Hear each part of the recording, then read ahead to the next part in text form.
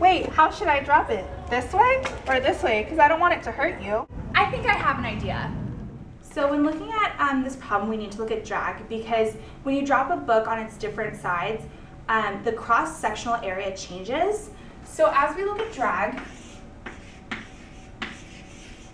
we need to first take into account what drag exactly is. So if we draw our free body diagram, we have it falling, but as well as in the opposite direction, we have drag pushing it back up. So as the book starts to fall, drag is going to force the book to not fall as fast as it would if there was no drag.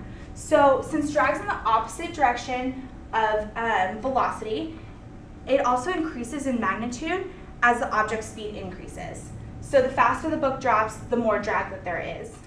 So for our formula for drag, we've got drag equals 1/2 C sub P, rho area velocity squared.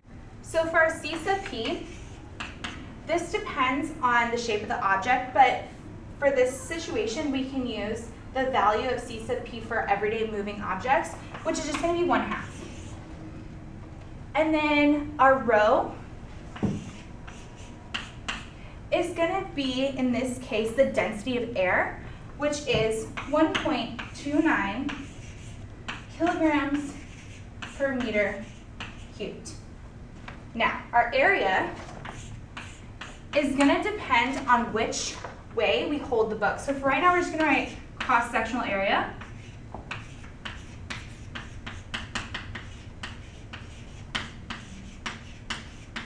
But we'll come back to that. So for this case, we don't know our drag and we don't know our velocity yet. So we need to plug in the fact that C sub P is equal to 1/2. So we've got D equals 1/2 times 1/2 rho area velocity squared. For terminal speed, it's when our acceleration is equal to 0. So in this case, this is going to be equal to 0. Okay, so now let's plug in our new variable for drag. So mg, or mass times gravity, equals 1/2 times our 1/2 times rho area velocity squared. We've got our final product, velocity, equals the square root of 4 mass times gravity over rho times area.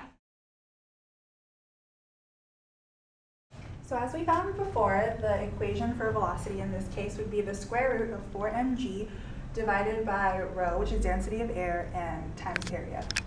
And to define our variables, mass is 3.45 kilograms, gravity is 9.8 meters per second squared, rho, which is the density of air, is 1.29 kilograms per meters cubed, and the area for a cross-section on a flat end would be 6.16 meters squared, and on edge would be 0.77 meters squared. So when you plug that in, it's found that the velocity for the book on a flat end would be 4.13 meters per second, while the book on edge would be 11.67 meters per second.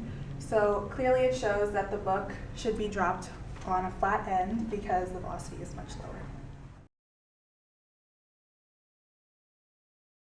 Try dropping it on its edge. Okay. Whoa, that was way too fast. Sorry.